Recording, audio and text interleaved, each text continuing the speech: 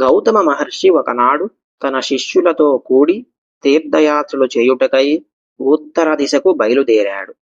వారు అనేక పుణ్య నదులలో స్నానములు చేస్తూ ప్రసిద్ధ క్షేత్రములని దర్శించుచూ మార్గమందున్న ముని పొంగవులతో ఇష్టాగోష్ఠులు జరుపుకున్నారు.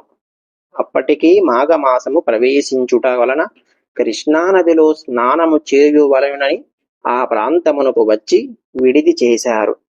గౌతముడు తన శిష్యులతో కూడి కృష్ణానదిలో సూర్యోదయ సమయములో స్నానము చేసి తీరమునున్న ఒక రావి చెట్టు వద్దకు వచ్చి, మూలతో బ్రహ్మరూపాయ మధ్యతో విష్ణురూపిణే అగ్రతః శివరూపాయ వృక్షరాజాయ తే నమోన్నమః అని రావి చెట్టుకు నమస్కరించి, ఆ చెట్టు మొదట ఆసీనుడై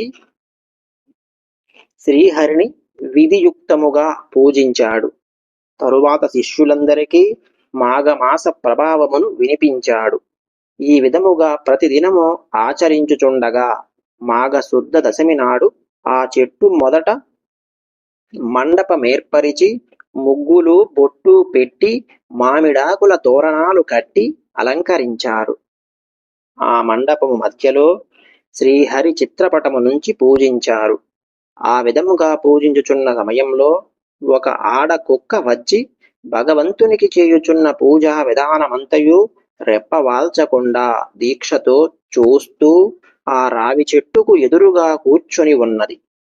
శిష్యులు వారి వద్దనున్న దండముతో దానిని బెదిరించారు.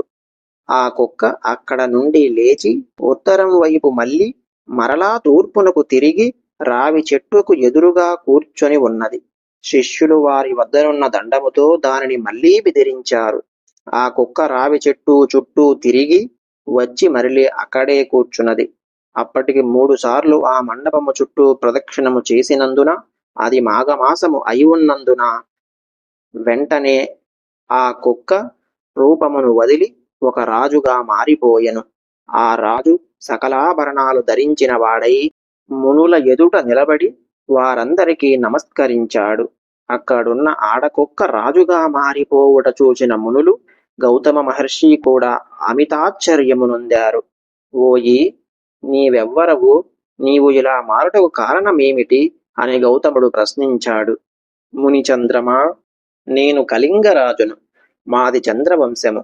నా పేరు జయచంద్రుడు. నాకు అన్ని విద్యల యందు ప్రావీణ్యత కలదు.